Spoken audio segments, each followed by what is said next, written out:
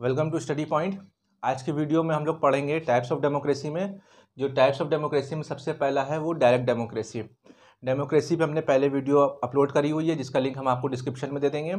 तो वीडियो को आप लास्ट तक की देखिए। वीडियो अच्छी लगे तो एक लाइक कर दिएगा, चैनल को सब्सक्राइब भी कर दिएगा। तो सबसे पहले हम बात करेंगे डायरेक्ट डेमोक्रेसी में। डायरेक्ट डेमोक्रेसी क्या चीज़ होती है? ये डेमोक्रेसी का एक फॉर्म है जिसके कुछ पॉइंट्स हैं जो हमने आपको यहाँ पर नोट कर रखे हैं और आपको एक्सप्लेन करेंगे। सबसे पहले क्या है, इसकी डिफिनेशन समझते हैं। It refers to a form of government. Direct democracy क्या है? एक फॉर्म ऑफ गवर्नमेंट है where citizens rightly take part in the administration of the government. जो वहाँ के सिटीजन्स हैं, ठीक है, ये डेमोक्रेसी कहाँ पाई जाती है? ये एक फॉर्म ऑफ गवर्नमेंट होती है जो जिस कंट्री में होती है। वहाँ के जो सिटीजन्स होते हैं वो टेक पार्ट, ठीक है, उनका डायरेक्ट इन्वॉल्वमेंट होता है इन the administration of the government. Government के एडमिनिस्ट्रेशन में उनका डायरेक्ट जो है इन्वॉल्वमेंट होता है, वो उसमें पार्टिसिपेट करते हैं। फिर इसका जो सेकंड पॉइंट है वो है whole community form of legislature. जितनी कम्युनिटी होगी वहाँ पे जो भी लोग होंगे सारे के सारे क्या कर रहे होंगे? लेजिस्लेचर को फॉर्म कर रहे होंगे। लेजिस्लेचर क्या होता है? लॉ मेकिंग बॉडी, ठीक है। कंट्री का जो भी लॉ बन रहा होगा वो किसके ऊपर डिपेंड होगा? होल कम्युनिटी के ऊपर। वहाँ पे वहाँ के जितने भी लोग होंगे वो डिपेंड करेंगे इसके ऊपर, लेजिस्लेचर पे। फिर है it is suitable for countries whose population size is small. लेकिन ये जो डायरेक्ट डेमोक्रेसी होती है ये कहाँ पे अप्लाई की जाती है? ये हर जगह पे हम नहीं अप्लाई कर सकते हैं। ये उन्हीं कंट्री पे अप्लाई होती है जिसका पॉपुलेशन साइज जो है बहुत ही कम होता है। Whose population size is small, जिनका पॉपुलेशन साइज कम होता है उन्हीं कंट्रीज़ पे डायरेक्ट डेमोक्रेसी अप्लाई होती है। फिर इसको डायरेक्ट डेमोक्रेसी को दूसरे किस नाम से जानते हैं? Pure democracy. इसका जो दूसरा नाम है वो प्योर डेमोक्रेसी है।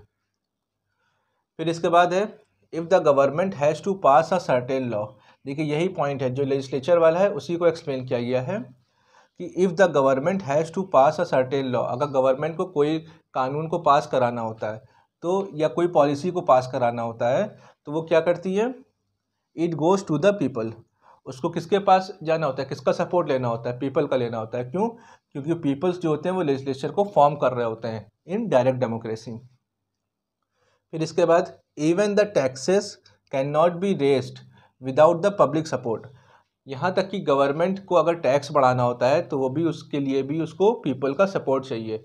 बिना पीपल के सपोर्ट के वो टैक्स तक नहीं बढ़ा सकती है। यानी उसको जो भी काम करने हैं वो उसमें पीपल्स का इन्वॉल्वमेंट करना उसको बहुत ही ज़रूरी होता है। फिर इसका एग्जाम्पल क्या है? स्विट्ज़रलैंड।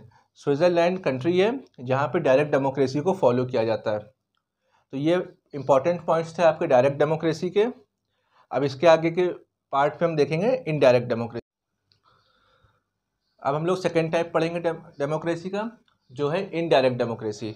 इसके पॉइंट्स नोट हैं यहाँ पे और समझते हैं कि इनडायरेक्ट डेमोक्रेसी क्या है और कौन से ऐसे पॉइंट्स हैं जो डायरेक्ट डेमोक्रेसी और इनडायरेक्ट डेमोक्रेसी को डिफरेंस में लाते हैं। तो सबसे पहले यहाँ देखते हैं first point, people vote for their representatives. कि जो पीपल्स होते हैं कंट्री के वो वोट किसको करते हैं? अपने रिप्रेजेंटेटिव को करते हैं। To represent them in the parliament, जिसकी वजह से उनको जब जिता करके पार्लियामेंट तक ही पहुँचाएँ तो वो उनकी रिप्रेजेंटेशन होती है। रिप्रेजेंटेटिव किसको कहते हैं? जो लोग इलेक्शंस में खड़े होते हैं, जिनको उम्मीदवार कहा जाता है। जो पीपल्स होते हैं इनका काम क्या होता है? अपने रिप्रेजेंटेटिव को, अपने कैंडिडेट को जिताना इलेक्शन में, तो वो उनका रिप्रेजेंटेटिव हो गया। और जो कैंडिडेट जीत के जाता है वो कहाँ रिप्रेजेंट होता है? पार्लियामेंट में। सेकेंड पॉइंट क्या है? Representative of the winning party. जो पार्टी जीतती है, इलेक्शन कंडक्ट होता है, पीपल्स वोट करते हैं अपने रिप्रेजेंटेटिव को। जो रिप्रेजेंटेटिव जीतता है वो जिस पार्टी से बिलोंग कर रहा होता है, ठीक है, जो रिप्रेजेंटेटिव जीत करके आता है वो जिस पार्टी से बिलोंग करता है वो होता है विनिंग पार्टी। फॉर्म्स गवर्नमेंट, तो वो क्या करती है? पार्टी गवर्नमेंट को फॉर्म करती है। And are a part of the legislature, और क्या होता है? लेजिस्लेचर का पार्ट बन जाती है। लॉ मेकिंग बॉडी का वो पार्ट बन जाती है। कौन? वो गवर्नमेंट जो इलेक्शन जीत करके आ रही है। It is suitable for countries whose population size is large. ये जो इनडायरेक्ट डेमोक्रेसी है ये कौन सी कंट्रीज़ में हमको देखने को मिलता है? जिन कंट्रीज़ का पॉपुलेशन साइज बहुत ही ज़्यादा लार्ज होता है उन कंट्रीज़ में इनडायरेक्ट डेमोक्रेसी देखने को मिलता है।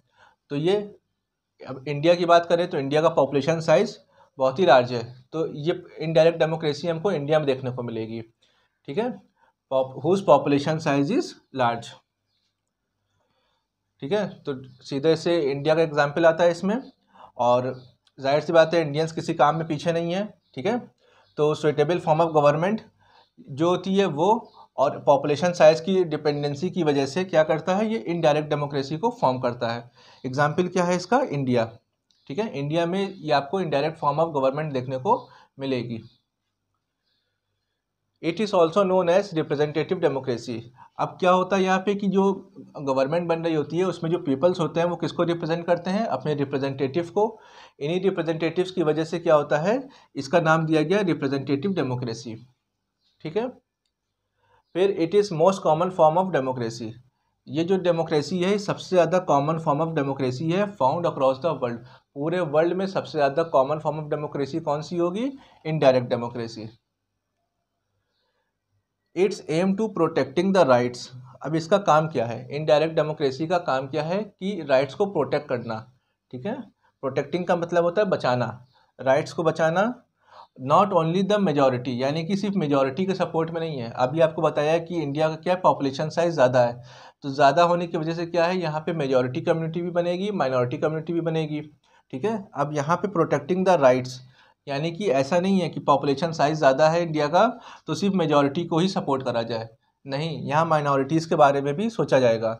जो माइनॉरिटी कम्युनिटीज़ हैं उनके राइट्स के बारे में भी सोचा जाएगा, जो मेजॉरिटी कम्युनिटी हैं उनके राइट्स के बारे में भी सोचा जाएगा, ताकि कोई डिप्राइव्ड ना हो पाए। ठीक है, किसी का एक्सप्लॉयटेशन ना हो पाए। ठीक है, इस तरह से दोनों कम्युनिटी के राइट्स के बारे में यहाँ पे सोचा जाता है। इसका एग्जाम्पल क्या है, इंडिया। ठीक है, तो ये पॉइंट्स है आपके इनडायरेक्ट डेमोक्रेसी के। आपको डायरेक्ट डेमोक्रेसी भी एक्सप्लेन करी, आपको इनडायरेक्ट डेमोक्रेसी भी एक्सप्लेन करी, और इससे पहले आपको जो है डेमोक्रेसी की डिफिनेशन भी बता चुके हैं, जिसका लिंक आपको डिस्क्रिप्शन में दे दिया है, तो उसको भी एक बार आप लोग देख लीजिएगा। और ये जो टाइप्स ऑफ डेमोक्रेसी हैं इनको अच्छे से समझ लीजिएगा। आई होप कि आपको ये वीडियो अच्छी लगी हो। वीडियो को एक लाइक करके चैनल को सब्सक्राइब कर दिएगा। Thank you.